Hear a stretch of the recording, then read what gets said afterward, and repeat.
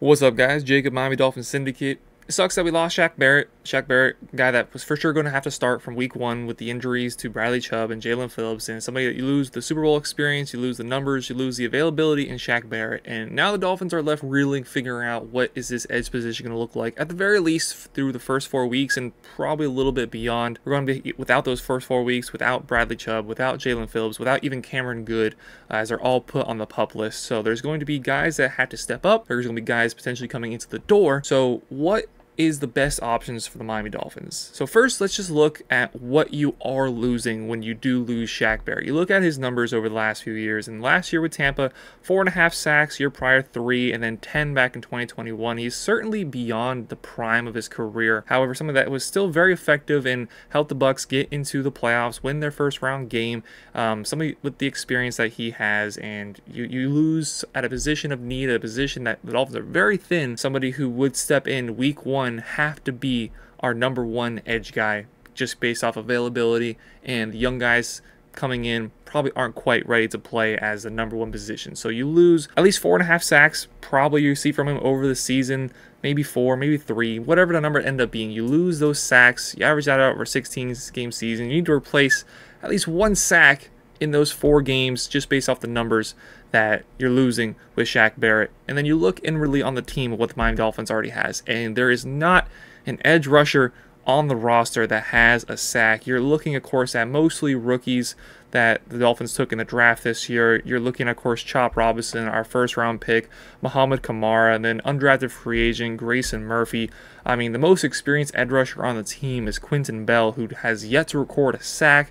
Was a special teams guy for both Tampa and Atlanta in 2020, and then 2022 with the Atlanta Falcons. So there's no sacks to be found on this Miami Dolphins roster from edge rushers on the team right now. So the likelihood is you will have to expand out to players still on free agency, or once cuts start happening, especially with just the one singular 53-man cut roster now, when that eventually happens, you are going to see guys start flood into free agency, and better options are currently on there right now, because the current options on free agency are not good. You have a couple former Dolphins. You have Shaq Lawson, you have Emmanuel Ogbah, you have Charles Harris, but you look at what they've done recently, and the easiest one to look to is Emmanuel Ogbah. Last year, when the team had already lost Jalen Phillips, Emmanuel Ogbah, 2 healthy scratches in dire games for the Dolphins against both the Cowboys and the Ravens those last 2 weeks of the season, or 2 of the last 3 weeks of the season.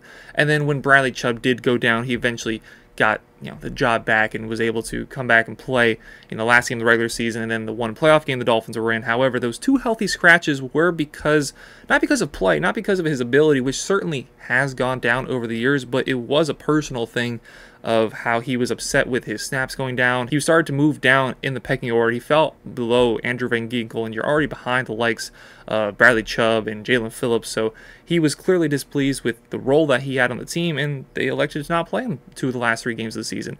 Was that because of Vic Fangio and the relationship that he had, or lack thereof, with the players on the defense, or was it a Mike McDaniel decision? That we don't quite know. When he was healthy, when he was available at a position that the Dolphins needed for somebody to step up, they ultimately elected to go elsewhere and just have him completely not on the field. The best person, in my opinion, available on free agency is Yannick Ngakoue, and I'm not a Yannick Ngakoue truther, because he certainly has had himself a better career than maybe some of us think about. You remember back to when he was on the Jacksonville Jaguars early on in his career, and then he hit free agency, and I remember back on my own personal channel that I don't really record on much anymore, but I remember back then making a video covering Dolphins and going into free agency, and he was somebody that I really wanted to join the team, because you look at those first few years in Jacksonville, you're looking at 8, 12, 9.5, and 8 sacks before he ultimately hits free agency, and then maybe his career hasn't panned out completely to what he would want, and completely maybe to what he led us to believe he could have been those first few years with the Jaguars. However, he leaves Jacksonville, 8 sack season, 10 sack season, 9.5, and then just the 4 sacks last year, so he is coming off the worst year of his career. However, you look at a 69 sack career so far from Yannick Ngakoue. I think he's undoubtedly the best option on free agency, which is a very weak class of guys that are still left on free agency. Ogbah, Ngakoue, I already mentioned Shaq Lawson, also previously on the Dolphins. You're looking at Carl Lawson, Charles Harris, Tyus Bowser. There's guys that have some sort of name value and guys that have done a good job at the edge position at some points in their careers, but are certainly guys that are obviously not first choice, as at this point in the offseason they're still not on a team, as well as they're coming off of maybe down years where they're in their upper 20s, early 30s, guys that we've probably already seen their best football behind them. So it's a really bad situation for the Dolphins to be at no matter what. There's guys on the team that don't play edge position that maybe you could try to fit in that position. You know, somebody who hasn't got a lot of opportunities to play on the team, which is Channing Tindall. Maybe try to see what he can do, because his biggest, I guess, the best thing he can provide in his game, which hasn't been a lot for the Dolphins, has been his speed, side to side, his sideline to sideline speed, which has mostly seen him gone out there on special teams. But you look at the defensive depth chart, and while it's a pretty solid defensive depth chart, it's a pretty solid defensive depth chart everywhere else, really, except for edge. You could look to play some of the inside linebackers like David Long, Jordan Brooks, Duke Riley, already mentioned Channing Tindall, Anthony Walker Jr., guys that are putting together a very solid middle linebacker core. See what they have ability-wise on the outside. Somebody has to step up. 0 sacks from any edge rusher that is currently on the roster, something you can't go into the season with. You hope that the rookies in Chop Robinson and Muhammad Kamara can step up and prove themselves in training camp, and certainly one of them likely will be a starting edge guy from week 1, and if I had to guess, it probably is Chop Robinson. But then beyond Chop Robinson, beyond Muhammad Kamara, you're looking at undrafted free agents, you're looking at guys that mostly play special teams in their career, so you're going to have to find it somewhere else, off the team, on the team, trades, free agency, none of which are ideal, especially, recording this July 22nd.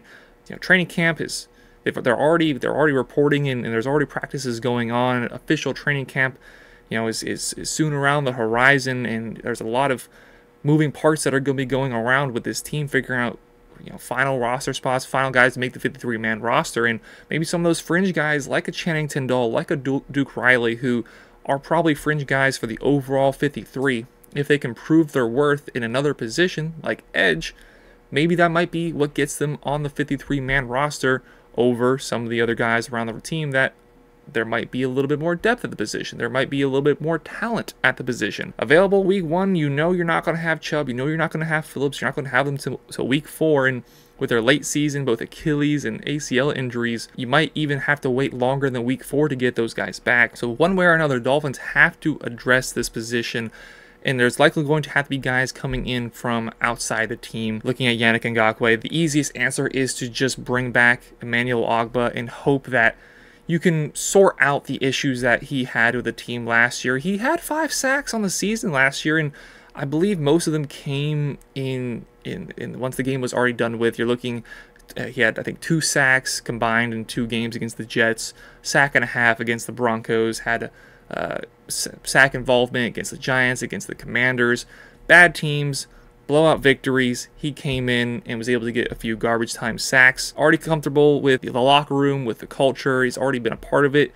Did show some issues being a part of that culture and being a part of that locker room later on this season. But you're hopeful if he can be shown that week 1 he will get an opportunity to prove himself and start from the jump. Maybe that's something that he can buy into a little bit more compared to last year, being second choice, third choice, fourth choice even at certain times for Emmanuel Ogbah. There's those free agency guys that I keep mentioning with Yannick Ngakoue, Charles Harris, Shaq, and Carl Lawson, but again, none of those guys are good options. And then there's, once 53-man cuts come around, trades, free agency, Dolphins have to figure it out. They have time. They have, a couple months till the season officially starts, regular season-wise, but going in with Chop Robinson, Muhammad Kamara, one of those guys will have to be the starter, but having to rely on 2 rookies, a first-round pick who is more of a project than a prospect, and then Muhammad Kamara, a middle-round pick, is not an ideal situation for the Miami Dolphins trying to go into the season and elevate from last year, not just make the playoffs, win the division, win a playoff game, and push forward from there. So let me know what your thoughts